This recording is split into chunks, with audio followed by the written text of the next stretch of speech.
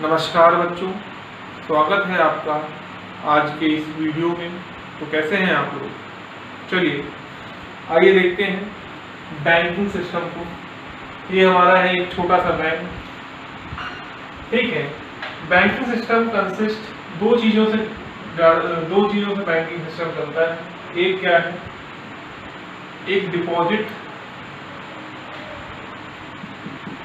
और एक क्रेडिट।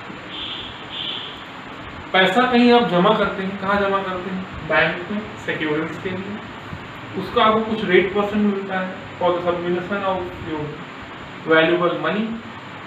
जब आप अपना वैल्यूएबल मनी बैंक को देते हैं, बैंक आपको उसके एवज में कुछ रेट ऑफ इंटरेस्ट आपको देता है उस पर्टिकुलर अमाउंट का, ठीक है। और वही मनी को बैंक क्या करता है? लेंड करता है किनको? चाहे वो बहुत बड़े बड़े आपके मैन्युफैक्चरर्स हों, बहुत बड़ी बड़ी कंपनियां हों, और चाहे वो छोटे मध्यम लोग हों। बैंक क्या हेल्प करता है? इंटरेस्ट देके कहीं ना कहीं सेविंग्स बढ़ाता है उन आम लोगों की, उन मिडिल क्लास लोगों की जिनकी आवश्यकता के हिसाब से उनके पास इतने पैसे नहीं होते।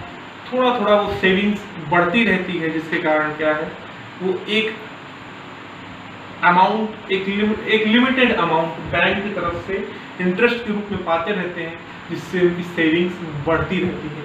एक तरह से कई लोगों के लिए उनका इंटरेस्ट क्या है? एज अ अर्निंग काम करता है, ठीक है। फिर लैंड मनी मीन्स बहुत सारे लोगों को आवश्यकता रहती है पैसे की, किसी वर्क करने के लिए, कोई काम करने के लिए, बिजनेस करने के लिए, इवन दो अपना घर बनाने के लिए, अपना पढ़ाई करने के लिए, बहुत सारे एजुकेशन के लिए भी लोग क्या करते हैं? लोन लेते हैं, मनी लेते हैं, पैसा लेते हैं। कहाँ से? बैंक्स में, किसी चीज़ की गारंटी लेकर, ठीक है। तो बैंक क्या करता है? उस पर कुछ रेट ऑफ इंटरेस्ट लगाता है, जो कि उस व्यक्ति को, जो पर्सन वहाँ से पैसा बैंक से ले रहा है, उसको पे बैक करना होता है बैंक को, ठीक है। यहाँ पे रेट ऑफ इंटरेस्ट लिया जा रहा है कस्टमर से, यहाँ पे रेट ऑफ इंटरेस्ट दिया जा रहा है बैंक से कस्टमर को। लेकिन यहाँ जो लिया जाता है रेट ऑफ इंटरेस्ट वो ज़्यादा होता है, और यहाँ पे जो दिया जाता है रेट ऑफ इंटरेस्ट वो कम होता है, ठीक है। तो ये डिफरेंस है, ठीक। आप कई बार सोचते होंगे बैंकिंग सिस्टम, आप एग्जांपल ले लीजिए, छोटा सा बैंक आप देख लीजिए, चाहे जिस बैंक के बारे में, ब्रांच के बारे में बात करिए जो आपके रायबरेली में प्रेजेंट है। हेडक्वार्टर तो छोड़ दीजिए, हंड्रेड्स ऑफ एम्प्लॉयज रहते हैं, एसी दिन भर काम करता रहता है, बिजली का बिल आता है, कंप्यूटर्स वर्क कर रहे हैं। सोचिए वो सारा चीज़, जितना भी अकोमोडिटीज वर्क कर रही हैं उस पर्टिकुलर बैंक में, वो सब पैसा कहाँ से आता है? तो हम जो है जो पैसा सबमिट करते हैं, उसी पैसे को क्या कहता है? लेंड किया जाता है किसी मैन्युफैक्चरर को, किसी भी व्यक्ति को, और उससे ही जो पैसा कमाया जाता है वो अर्निंग होती है, सेविंग होती है किसी बैंक्स की। क्लियर? हम कई तरह के अकाउंट्स के बारे में पढ़ेंगे, कई तरह के सर्विसेज के बारे में पढ़ेंगे। हमें कौन देता है? बैंक देता है, हमें प्रोवाइड कराते हैं सर्विसेज, ठीक है। सबसे पहला क्या? Getting deposit. हम आसानी से पैसा किसी भी बैंक में आसानी से सबमिट कर सकते हैं, ठीक है।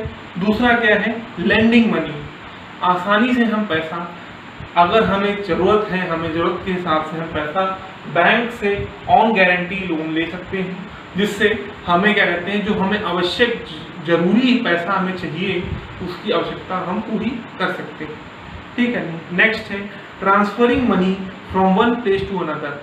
एक जगह से दूसरी जगह पे, आज देश से विदेशों में पैसा विद इन अ मिनट और within a second we can say, क्या कहते हैं, एक देश से दूसरे देश, एक प्लेस से दूसरे प्लेस, एक राज्य से दूसरे राज्य पैसा आसानी से ट्रांसफर होता है। वो सब क्रेडिट किसको जाता है? बैंक्स को। क्लियर? ये सारी सर्विसेज कौन प्रोवाइड कर रहा है? बैंक्स प्रोवाइड कर रहे हैं। चलिए अब चौथी सर्विस देखते क्या है? Providing traveller cheques. क्या है? आसानी से आप चेक कैरी ऑन कर सकते हैं, और कहीं भी पेमेंट करने के लिए आप चेक के द्वारा भुगतान कर सकते हैं। किसी भी रेस्टोरेंट में, कहीं पे भी आपको अगर बिल पे करना है तो आप चेक्स का भी इस्तेमाल कर सकते हैं। अगर ज़्यादा अमाउंट पे आपको पे करना है तो एक सिक्योरेंस आपको मिल गई कि ज़्यादा पैसा आपको लेकर मूव करने की आवश्यकता नहीं है। चेक आपके पास है, डेबिट कार्ड है, क्रेडिट कार्ड है, किसी चीज़ का इस्तेमाल करके आप पैसा पे कर सकते हैं। ठीक है, नेक्स्ट क्या है, foreign exchange of the tourist. लाखों लोग विदेशों में काम करते हैं या फिर लाखों लोग भारत देश में खुद आते हैं टूर करने के लिए, घूमने के लिए, तो उनको अगर पैसों की आवश्यकता पड़ती है या उनको पैसे खर्च करने हैं और वो अपनी विदेशी मुद्रा को यहाँ पर खर्च नहीं कर सकते हैं, रीज़न यहाँ पर जो रिटेल शॉप्स हैं, अभी कोई भी शॉप में या रेस्टोरेंट में आपको कहीं पे भी जाना है तो यहाँ पे जो चलने वाला पैसा है उसी को एज अ कैश लेंगे। तो उन केसेस में बैंक हमें हेल्प करता है अपने फॉरेन अमाउंट है या फिर जो भी कैश है हमारे पास उसको हम एक्सचेंज कर सकते हैं यहाँ के रुपए के अनुसार। ठीक है, रेट फिक्स्ड होते हैं और एक्सचेंज करने का काम कौन करता है, उस पैसे को बैंक्स करते हैं। ठीक है, नेक्स्ट बात करें रेंटिंग डिपॉजिट। रेंटिंग डिपॉजिट क्या है, मीन्स कि हम जो अपने वैल्यूएबल थिंग्स हैं, क्योंकि दिक्कत ये है कि आजकल धीरे धीरे क्राइम बढ़ता चला जा रहा है और जो वैल्यूएबल थिंग है हमारे लिए सेफ नहीं है कि हम अपने घर में रख सकें। तो उन वैल्यूएबल थिंग्स या फिर हम डायरेक्टली कहें ज्वेलरीज को हम लोग क्या करते हैं, बैंक लॉकर्स में रखते हैं। ठीक है, एक रेंट पे करके, एक नॉमिनल अमाउंट पे करके अपने लॉकर्स में अपने पैसों को रखते हैं, या फिर चाहे तो हम ज्वेलरीज को रखते हैं लॉकर्स में बैंक के, जो कि सिक्योर होता है। ठीक है, किसी भी क्रिमिनल एक्टिविटीज से। चलिए आगे बढ़े,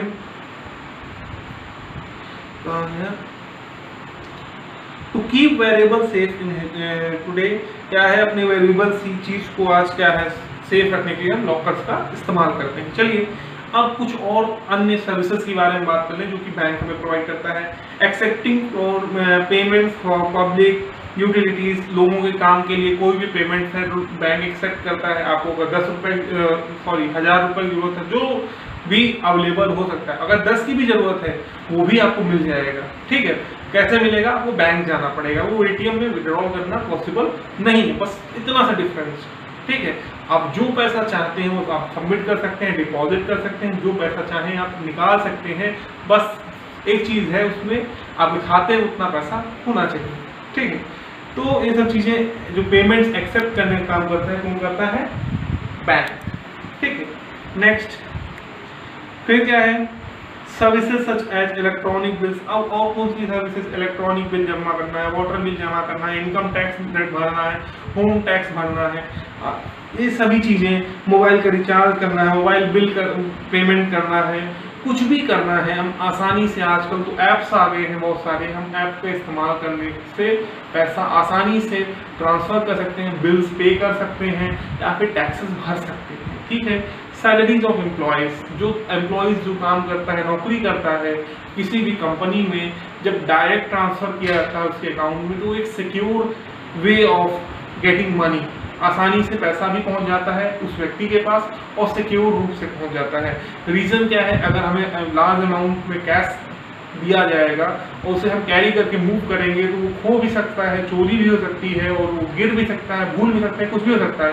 लेकिन अगर हमारे अकाउंट में आ गया, हम कुछ भी भूल जाएं लेकिन हमारे अकाउंट से पैसे नहीं खो सकते। क्लियर? चलिए अब हम बात करते हैं डिफरेंट टाइप ऑफ अकाउंट्स के बारे में, तो अब उससे पढ़ते हैं। तो जैसा कि आप तो देख रहे हैं कितने टाइप के अकाउंट हैं आपके, 4 टाइप के अकाउंट। पहला अकाउंट बैंक अकाउंट सा होता है, सेविंग अकाउंट होता है। ठीक है, ज्वाइंट अकाउंट तो वो सब छोड़िए, ज्वाइंट अकाउंट में क्या है कि सेविंग में आप ज्वाइंट अकाउंट कर रहे हैं, फिक्स में ज्वाइंट अकाउंट कर रहे हैं, वो अलग। लेकिन हमारे मेन अकाउंट्स क्या होते हैं, सेविंग अकाउंट जिसमें आप पैसा को सबमिट कर देते हैं, उसका इस्तेमाल भी कर सकते हैं और धीरे धीरे अपनी सेविंग्स को बढ़ाते रहते हैं और जैसे आपको जरूरत पड़ती है उसको इस्तेमाल भी करते हैं। ठीक है, तो कोई एक रेशियो फिक्स नहीं है कि वो पैसा जमा ही रहेगा, या कोई ऐसा नहीं है कि आपको एक पर्टिकुलर अमाउंट हमेशा जमा करना है। ठीक, नेक्स्ट है आपका करेंट अकाउंट।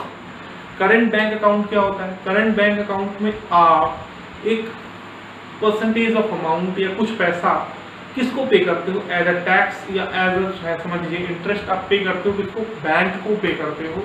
उसमें क्या होता है, आप कभी भी पैसा आप सबमिट कर सकते हो बैंक में, और कभी भी पैसा आप विड्रॉल कर सकते हैं बैंक में।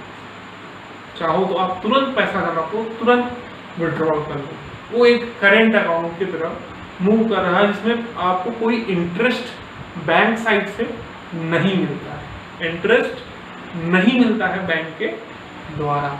चलिए, उसमें आपको पैसे एज अ फीस खुद ही देना पड़ता है, चाहे वो फीस समझ लो चाहे इंटरेस्ट समझ लो, जो कुछ समझो बैंक को देनी पड़ती है।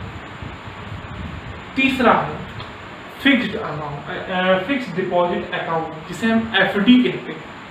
कई बार आपने सोचा हो, अरे 1 लाख की एफडी करा दो, 6 साल बाद डबल हो जाए। एफडी क्या है?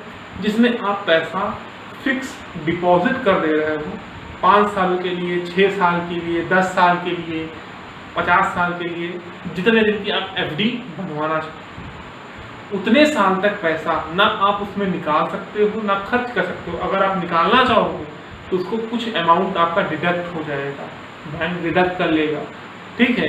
और आपको इंटरेस्ट जो है कंपाउंड ईयरली आपको मिलता रहेगा, धीरे धीरे ऐड करते हुए जितने ईयर का रहेगा, लास्टली जो आपका पूरा अमाउंट रहेगा वो वापस आपको मिल जाएगा एट लास्ट, जब वो फिक्स डिपॉजिट का एक टर्म, एक ईयर समाप्त हो जाएगा। क्लियर? कंप्लीट ईयर मतलब जितने सालों के लिए आपने फिक्स डिपॉजिट अकाउंट में अपने पैसा जमा किया। लास्टली क्या है?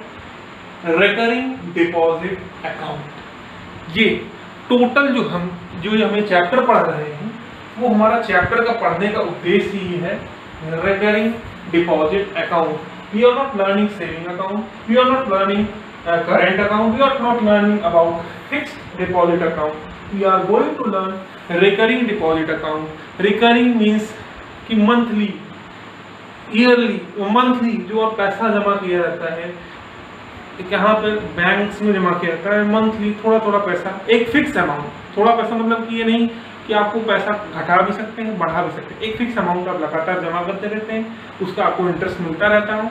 एक ये समय कंप्लीट होने के बाद वो पूरा पैसा आप आराम से निकाल सकते हैं, जिसे आप मैच्योरिटी वैल्यू भी कहते हैं। चलिए, अब कुछ टर्म समझ लेते हैं और साथ ही साथ फॉर्मूला समझ लेते हैं इन क्वेश्चन। तो आइए कुछ समझ लेते हैं। रिकरिंग डिपॉजिट अकाउंट के बारे में ही हमें समझना है। रिकरिंग डिपॉजिट अकाउंट में क्या है कि मंथली हम पैसा डिपॉजिट करते हैं।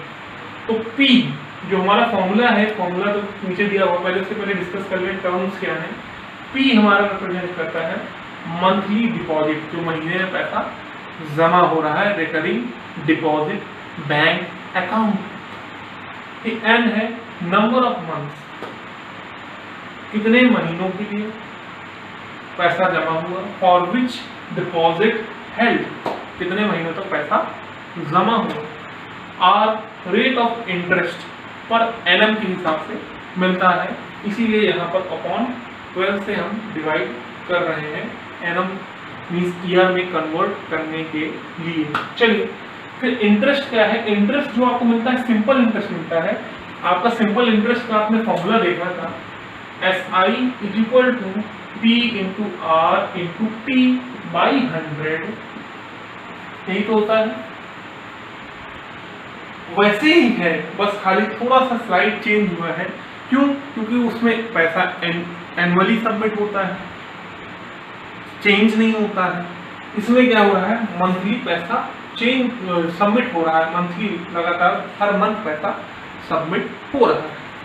चलिए, अब टोटल रेट ऑफ इंटरेस्ट अगर हमें निकालना, एमपी क्या है? Maturity value. Maturity value means क्या? जो पैसा आपने जमा किया वो और जितना इंटरेस्ट आपको मिला वो दोनों का जोड़ देंगे, क्या आपको मिलेगा? Maturity value. ठीक है, मैच्योरिटी वैल्यू क्या है भाई? जो पी है मींस क्या? जो आप पर मंथ पैसा जमा कर रहे हो। एन क्या है? Number of month. जब दोनों मल्टीप्लाई करोगे पता चल जाएगा कितना पैसा आपने टोटल जमा किया प्लस इंटरेस्ट, मीन्स वही आ गया आपका मैच्योरिटी वैल्यू। चलिए, अभी हम बात करते हैं आई मीन्स इंटरेस्ट कैसे निकालेंगे। जैसे SI क्या था? P into R into T upon 100। बाकी सब सेम बाकी है। देखिए, P भी है, R बाई 100 भी है, बस T में थोड़ा सा चेंजेस है। T में चेंजेस क्या है? मंथ्स में ऊपर है इसलिए 12 से डिवाइड किया हुआ है, और बाकी ये थोड़ा सा चेंजेस आपका है, और बाकी जो चीजें सिमिलर है। मैं फिर कह रहा हूँ सिमिलर दिख रहा भले रहा हो, लेकिन ये फॉर्मूला आप यहाँ पर इस्तेमाल नहीं कर सकते, कतई नहीं कर सकते हैं। रीजन क्या है, इसमें एक पर्टिकुलर प्रिंसिपल एक सबमिट हो गया है, उसके बारे में इंटरेस्ट निकालते हैं। यहाँ पे मंथली वो चेंज होता जा रहा है, मंथली वही पैसा सेम जमा हो रहा है लेकिन हर मंथ में जमा हो रहा है। तो क्या हो गया, P इंटू एन, एन क्या है, नंबर ऑफ मंथ्स, ब्रैकेट में n+1 means number of months plus 1 into R rate of interest per annum upon 100। जब आप इस पूरा सॉल्व करेंगे तो आपको निकल आएगा इंटरेस्ट क्या है, ठीक है, कितना इंटरेस्ट आपको मिला है। चलिए अब हम जा रहे हैं, ये बहुत ही आसान चैप्टर है। रीजन क्या है कि बहुत ज्यादा टर्न एंड ट्विस्ट नहीं, लेकिन मेरी बात ध्यान से सुनिएगा, जैसा कि आप थर्ड चैप्टर के साथ किया वैसा बिल्कुल नहीं करना है। आसान भले ही है लेकिन सभी क्वेश्चन आपको, जितने भी छोड़े गए क्वेश्चन आपको सॉल्व करने हैं, और शाम तक आप कोशिश करें कि आप डाउट्स बता दें, जिससे हम नेक्स्ट वीडियो जो इसका बनाएं इसमें हम डाउट्स क्लियर कर दें और आपका ये चैप्टर समाप्त हो, ठीक है। बाकी जो आपके डाउट्स जो हैं किसको लेकर, मैथ्स में थर्ड चैप्टर को लेकर, वो बहुत वैरी कर रहे हैं। किसी की कोई डाउट्स है, किसी कोई डाउट्स है, तो उस पर वीडियो बनाना तो संभव नहीं है। इसीलिए जो आपको फोटोज़ हैं डाउट्स को रिलेटेड वो आपको मिल गई होंगी, और नहीं मिली है तो मिल जाएंगी, और वो भी समझ में ना आए तो आप कॉल करके पूरा क्लैरिफिकेशन ले सकते हैं कैसे वो सॉल्व किया गया, ठीक है। चलिए अभी इसके जस्ट बाद आपको एक फोटो दिखेगी, उसमें क्वेश्चन लिखा होगा। आप चाहे तो उस क्वेश्चन को पॉज करके रीड नोट कर सकते हैं। अगर आपके पास बुक अवेलेबल है नोट करने की कोई आवश्यकता है ही नहीं, ठीक है। चलिए आइए क्वेश्चंस को देखते हैं।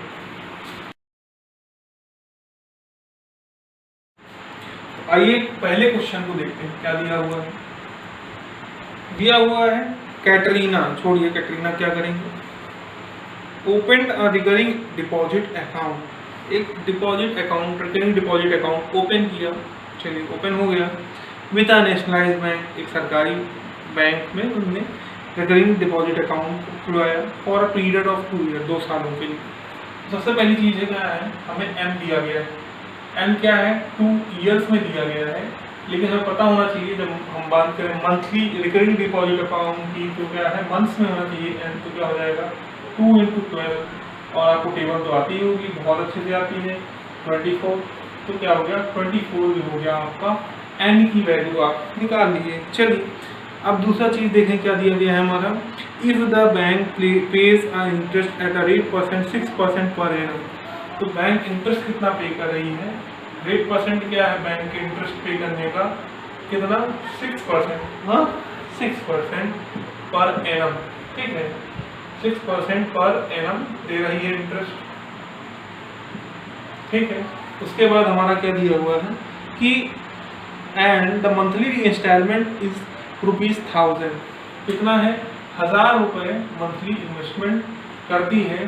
तो P हमारा क्या हो गया ₹1000, क्या हो जाएगा, अरे रुपीस लगा देते हैं, रुपीस लग नहीं रहा होगा, हो सकता है ₹1000 मंथली डिपॉजिट करेंगी कौन, कैटरीना, ठीक है। चलिए अभी हम देखते हैं क्वेश्चन हमारा क्या रहा है। पहला कह रहा है इंटरेस्ट अर्न इन 2 ईयर्स। तो पहला जो पार्ट है हमें कह रहा है इंटरेस्ट निकालने कह रहा है, इंटरेस्ट निकालने कह रहा है। चलिए निकालते हैं। तो I = क्या हो गया, I = क्या है, P × N, ब्रैकेट में N+1 upon 2 × 12 × R/100, not so worry.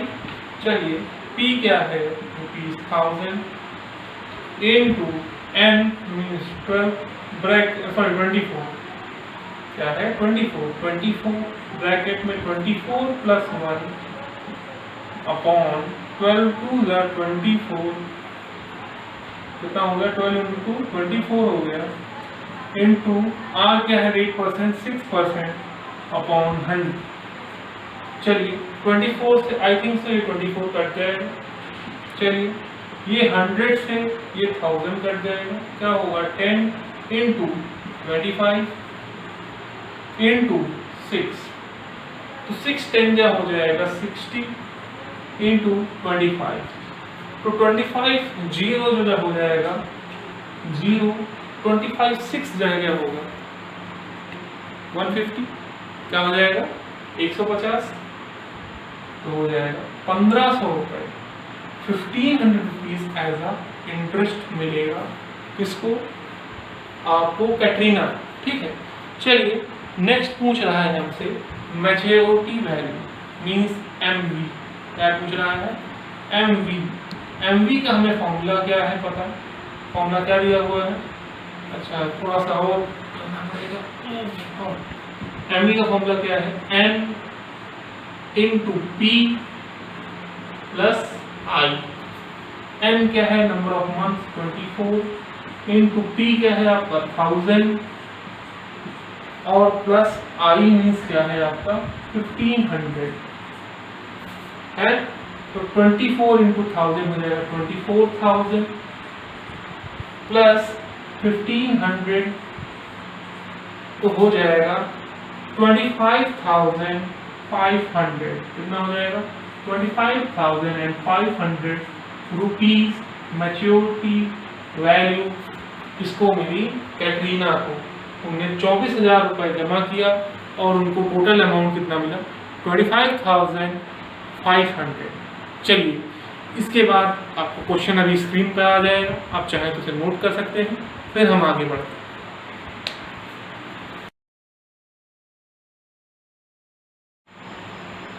चलिए अगला क्वेश्चन देखते हैं।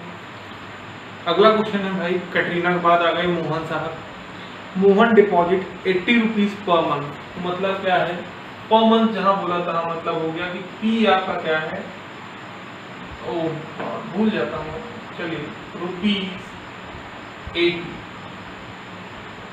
नेक्स्ट दूसरा क्या कह रहा है, क्या कह रहा है कि per month in cumulative deposit account for 6 year, कितने सालों के लिए 6 ईयर के लिए, तो एम क्या हो जाएगा 6 इंटू 12, 12 इंटू 6 कितना होता है 72, हाँ जी 72 होता है। चलिए 72 कितना 72 आपकी एम की वैल्यू आ गई। नेक्स्ट क्या पूछ रहा है find the amount payable to him on maturity value if the rate of interest is 6% per annum. कह रहा है मैच्योरिटी वैल्यू कितना अमाउंट मिलेगा जब रेट ऑफ इंटरेस्ट क्या मिल रहा है, आर जो है आपको क्या मिल रहा है 6% पर एनम मिल रहा है। चलिए तो सबसे पहला काम हमें इंटरेस्ट निकालना है। इंटरेस्ट निकालने के लिए क्या हो जाएगा P into bracket N, bracket में n plus 1 upon 12 into 2 into r by 100। p क्या है आपका 80 रुपीज इंटू n आपका है 72, ब्रैकेट में 72 plus 1 upon 12 into 2 plus plus into R means आपका 6% अपॉन 100। वेरी इजी, क्या करेंगे आप 12 6 जा 72 हो जाएगा, 2 1 जा 2 3 जा 6 हो जाएगा।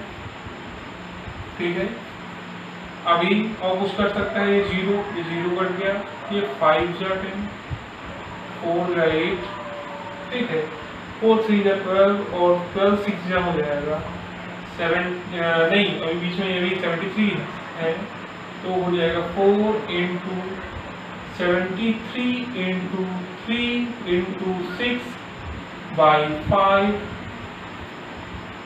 ओके,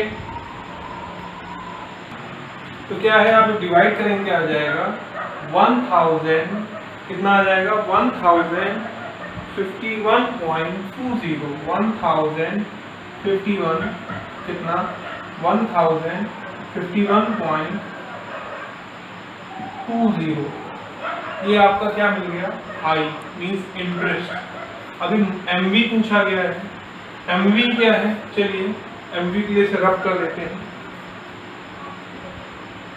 एमवी यही कर लेते हैं। एमवी क्या है, मैच्योरिटी वैल्यू क्या हो जाएगा, तो हो जाएगा P इंटू एन प्लस आई, तो हो जाएगा P मीन्स आपका प्रिंसिपल कितना है 80 इंटू आई, एन कितना है, टाइम कितना आपको 72 प्लस आई, आई मीन्स आपका 1051.20। जब आप 72 इंटू 80 करेंगे कितना आ जाएगा 5760, कितना आ जाएगा 57, कितना आ जाएगा 5760 मीन्स 5760 प्लस 1051.20 प्लस 1051.20 क्या हो जाएगा आपका, जब आप दोनों को ऐड करेंगे आ जाएगा 6811.20, 6811.20। ये आपका मैच्योरिटी वैल्यू आ गई। चलिए कुछ आपने ज़्यादा नहीं किया, सीधे सीधे फॉर्मूले में आपने क्वेश्चन रखा, सॉल्व कर दिया, इंटरेस्ट निकल आया। इंटरेस्ट निकलने के बाद आपने मैच्योरिटी वैल्यू के लिए वहाँ पे फॉर्मूला रखा, फॉर्मूले को सॉल्व किया, आपको मैच्योरिटी वैल्यू मिल गई। चलिए अगले क्वेश्चन को देखते हैं। आपको स्क्रीन पे क्वेश्चन अभी डिस्प्ले हो जाएगा।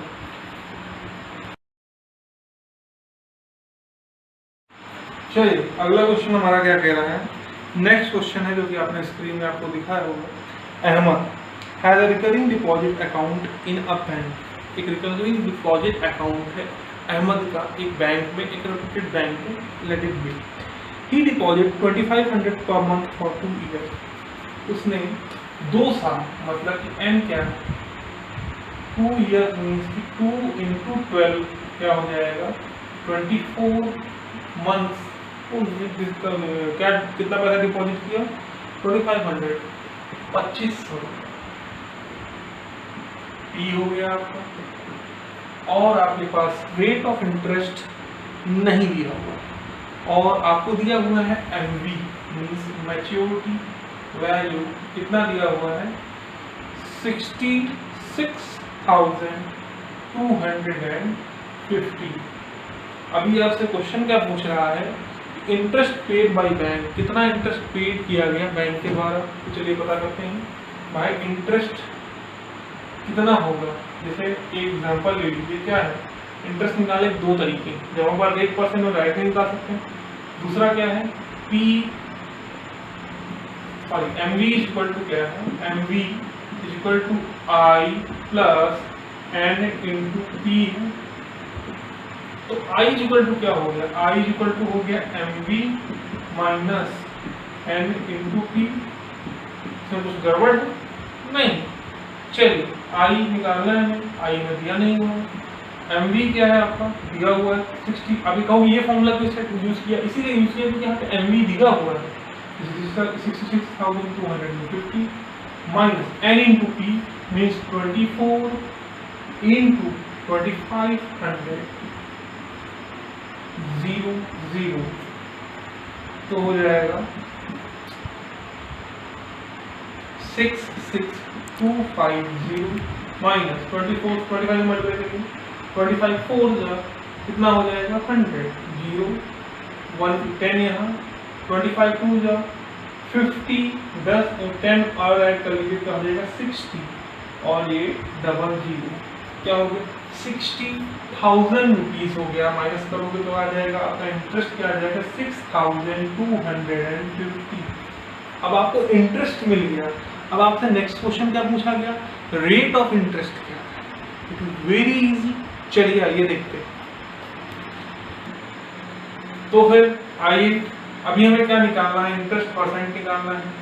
तो आई इज इक्वल टू होता क्या था, रेट परसेंट कितने इंटरेस्ट मिला, आई इज इक्वल टू क्या होता था P इंटू एन ब्रैकेट में n plus 1 upon 12 into 2 into R by 100। पूरा प्रोसेस सॉल्व करना। आई दिया हुआ है 6250। पी क्या है आपका 2500 इंटू एन क्या है आपका 24 ब्रैकेट में 24 प्लस 1 अपॉन 12 इंटू 2 24 ये भी हो गया इंटू आर बाई 100। आर हमें पता नहीं, 24 और 24 कट गया, ये डबल जीरो और ये डबल जीरो कट गया। अब आइए 6250 इक्वल टू 25 इंटू 25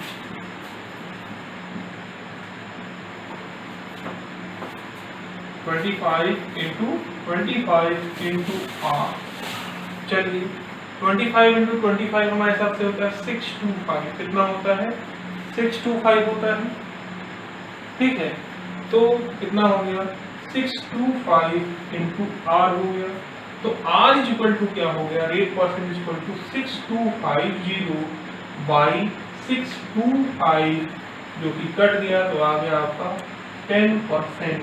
जो रेट इंटरेस्ट मिल रहा है इनको अहमद साहब को कितना 10% मिल रहा है rate percent.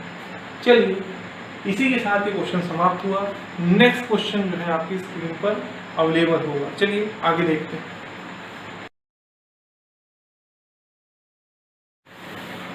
Sobhana has a commutative time deposit account in State Bank of India। भारतीय स्टेट बैंक पे उन्होंने पैसा लगातार मंथली रिकरिंग डिपॉजिट अकाउंट में सबमिट किया शोभाना ने।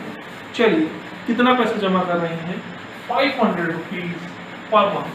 कितना फी इक्वल टू हो गया रुपीज 500 पर मंथ। देन और दूसरा क्या चीज है कि time for a time period of, time period means m means 4 year, we can convert it in the month 12 into 4 that is 48 months। या फिर the value of m is 48 we can say। then if at the time of maturity she gets 28,410 means mv maturity value given by the bank is 28,000 how much 410। Now we have to find that what is the rate percent, that is the question mark। Then we will solve by I because we don't know what is I। That's why we have to know how much amount, total amount that has been paid means 48 into 500 means 5 8 the 40 4 यहाँ 5 4 the 20 24 or 2 times 0 means 24,000 that has been submitted within a 4 year of time span by Sobhana। किसके द्वारा जमा किया गया, शोभाना के द्वारा जमा किया गया। 4 सालों के अंदर कितना रुपए 24,000 रुपए जमा किया गया। Total amount 24,000 rupees have been submitted by Sobhana। Then after I is equal to what? I का फॉर्मूला क्या होता है इंटरेस्ट का P into n ब्रैकेट में n plus 1 upon 12 into 2 into r by 100। we don't know r, what is r? चलिए p into n means 48। p तो हमें पता है, इसकी वैल्यू देखते हैं। p क्या 500 into 48 प्लस ब्रैकेट में 48 plus 1 upon 12 into 2 plus into r by 100। Double zero cut गया। 24 12 जा 24 1 जा 24 2 जा 48 हो गया। चलिए 5 2 या 10 हो गया। 10 इंटू हो गया 49 इंटू r तो हो गया r मीन्स हो गया 490 r। ठीक है, ये I आ गया। MV क्या होता है, MV होता है I plus N into P। तो N इंटू P क्या है 24,000 जो कि हमने प्रीवियसली निकाला है। क्या है 48 इंटू 500 कितना पैसा जमा किया गया है।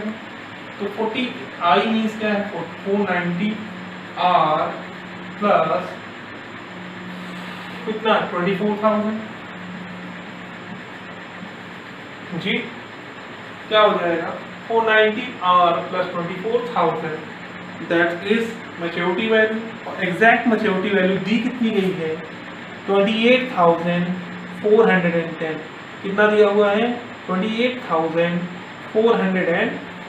चलिए कितना दिया है इधर देख लेते हैं आगे क्वेश्चन क्या है 24,000 plus 490R is equal to कितना है 28,410।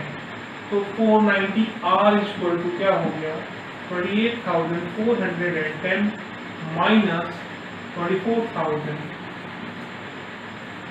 ठीक, तो 490R इज इक्वल टू क्या हो गया माइनस कर दो तो कितना आ जाएगा 4,410 आ जाएगा। तो R इज इक्वल टू हो गया 4,410 अपॉन 490। 0 और 0 कट गया। अब इसे आप डिवाइड करेंगे सॉल्व करेंगे तो 49 9 जा आ जाएगा 441। ठीक, आंसर आ जाएगा R की वैल्यू क्या हो जाएगी 9 हो जाएगी रेट ऑफ इंटरेस्ट। देखिए ये एक दूसरा तरीका बताया गया। पहले आपने क्या किया पहले आपने बिना R की वैल्यू R लेट करते हुए आपने पूरा सॉल्व किया तो आपको I की value in terms of R मिल गई जो कि 490R है। ठीक है, आपको निकालना था n इंटू पी तो आपने n means number of time जो नंबर दिया number of months into P जो आप मंथली पैसा डिपॉजिट करते हैं मल्टीप्लाई किया 24,000 आया। 24,000 का 490R होता क्या है मैच्योरिटी वैल्यू उसके इक्वल टू रखा सॉल्व किया इक्वेशन को आपको वैल्यू मिल गई रेट ऑफ इंटरेस्ट 9%। चलिए लास्ट क्वेश्चन देखते हैं जो कि आपकी स्क्रीन पर भी विजुअल हो जाएगा। उसके बाद फिर आप डाउट्स पूछिएगा उसके डाउट्स के आपको एक्सप्लेनेशन दे दी जाएगी। जैसा क्वेश्चन आपको विजुअल हो चुका होगा ये 2013 के पेपर में आ चुका है बोर्ड पे। क्वेश्चन 6 है, इसको देखते हैं। क्वेश्चन क्या है कि mister Brito deposited a certain sum of money each month in recurring deposit of account means सीधी सी बात आप ध्यान लीजिए P नहीं दिया हुआ है हम लेट कर लेते हैं P क्या है P ही है स्मॉल p। ठीक है, चलिए if the rate interest is 8% तो R क्या हो गया आपका 8% हो गया पर annum and Miss Bittu gets 8,086 from the bank after 3 years। 3 साल के बाद मीन्स मैच्योरिटी वैल्यू पर उन्हें कितना मिला पैसा 8,088 रुपीज MV मिला। ठीक है, after 3 years find the value of instalment. 3 years means n की वैल्यू क्या हो गई 3 into 12 क्या हो गया 36।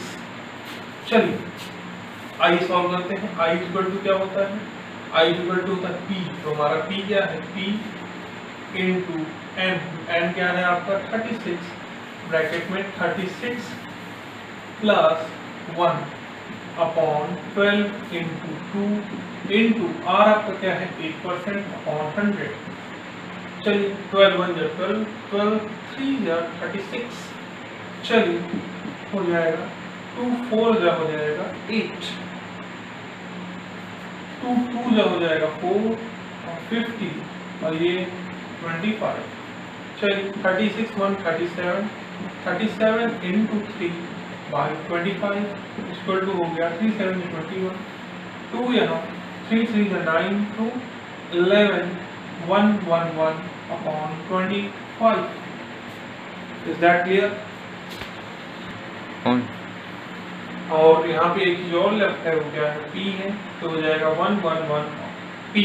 ओके, दूसरा चीज हम जानना चाहते हैं कि हमारा मैच्योरिटी वैल्यू मीन्स क्या है n इंटू पी प्लस आई। आई तो हमारा निकल आया n इंटू पी क्या होगा तो n आपका क्या है 36 और p क्या है आपका p ही है तो हो जाएगा 36p हो जाएगा। चलिए MV क्या दिया हुआ है 8088 is equal to n into p is 36p plus 111 upon 25p। फिर हम क्या करेंगे LCM लेंगे, क्या लेंगे LCM लेंगे। चलिए तो फिर क्या हो जाएगा, मल्टीप्लाई करेंगे आ जाएगा 900 p प्लस 111p अपॉन 25। 825 इधर मल्टीप्लाई हो जाएगा तो 8088 इंटू 25 मल्टीप्लाई करें तब तक 25 यहाँ से मूव हो गया। चलिए अब जब आप 25 से करेंगे मल्टीप्लाई इधर आ जाएगा आपका आ जाएगा 1011 इज इक्वल टू कितना हो जाएगा, जब 8088 को आप मल्टीप्लाई करेंगे 25 को 8088 को आप मल्टीप्लाई करेंगे 25 से तो आ जाएगा 202200। क्या आ जाएगा 202200। ठीक है, ये हो गया P। तो P इक्वल टू क्या हो गया 202200 डिवाइडेड बाय 1011। ठीक है, तो 1 1 जा ये 2 जा 0 0।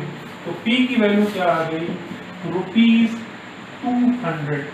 क्या आया ₹200 जो मंथली डिपॉजिट किया जाता था इसके द्वारा, क्या नाम है इनका मिस्टर बिट्टो के द्वारा कितना रुपए 200 रुपए डिपॉजिट किया जाता था। चलिए अगला क्वेश्चन जो है आपके स्क्रीन पे आ जाएगा, लास्ट क्वेश्चन।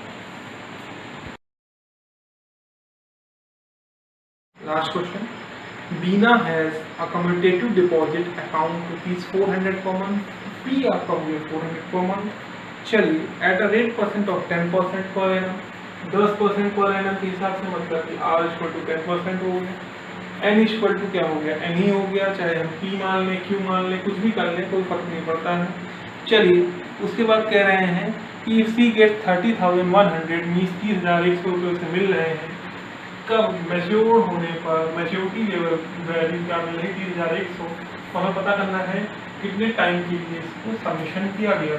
चलिए I इक्वल टू क्या हो गया I equal to P into n plus n bracket में n plus 1 upon 12 into 2 into 100। चलिए P क्या है आपका 400 इंटू n ब्रैकेट में n plus 1 upon 12 into 2 into 100 R/100 या R/100 या फिर यहाँ रेट इंटरेस्ट कितना है 10%, तो 10/100। चलिए 0 और 0 कैंसल आउट हो गया, 200 0 और ये 0 कट गया, 2 6 या 12 2 10 हो गया, 2 3 या 6 2 5 या 10, तो क्या हो गया 5n ब्रैकेट में n प्लस 1/3 है। क्लियर। चलिए चाहे इसे और थोड़ा सा इलेबोरेट कर दें तो 5n square plus 5n upon 3 हो गया। चलिए MV क्या होता है MV होता है हमारा n इंटू पी प्लस आई। n इंटू पी क्या है आपका n इंटू पी क्या है n आपका है n ही है और p है आपका 400 प्लस i क्या है आपका i जो आपने निकाला है 5n square plus 5n plus upon 3 5n square plus 5n upon 3 ये हो गया 400n हो गया plus 5n square plus 5n/3। चलिए क्या करेंगे एलसीएम लेंगे तो हो जाएगा 1200n plus 5n square plus 5n/3 equal to इधर कितना है 30,100। 3 आके इधर मल्टीप्लाई हो जाएगा 3 3 जा 9 0 3 3 जा 0 0 90,300 हो जाएगा इक्वल टू क्या हो गया 1200n, या फिर आप सिस्टमैटिक वे से लिखिए 5n स्क्वायर प्लस 5n,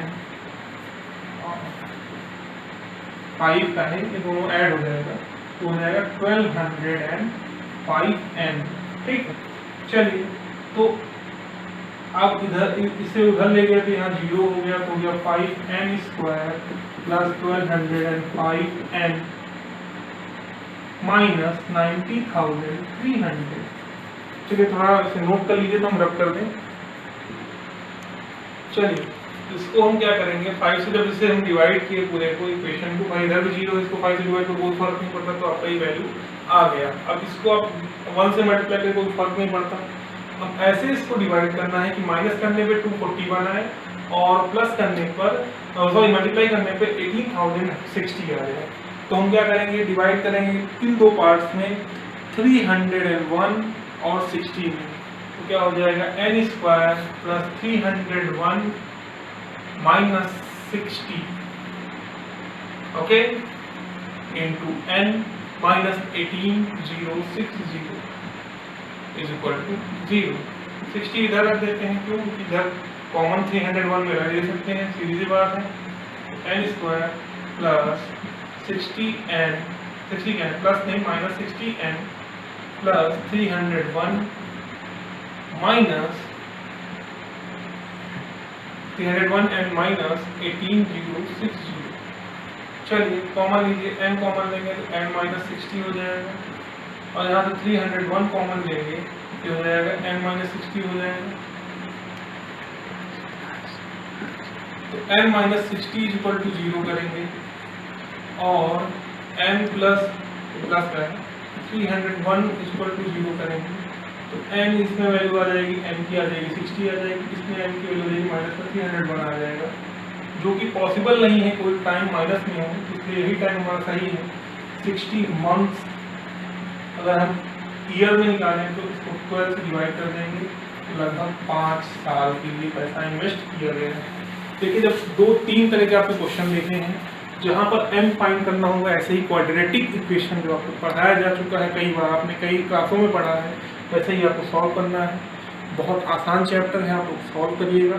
जहाँ कहीं पे भी डाउट हो आप बिना कोई झिझक के पूछिएगा, क्वेश्चंस कलेक्ट करिएगा।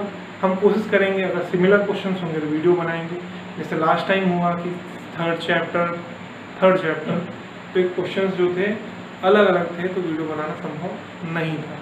चलिए बहुत बहुत धन्यवाद।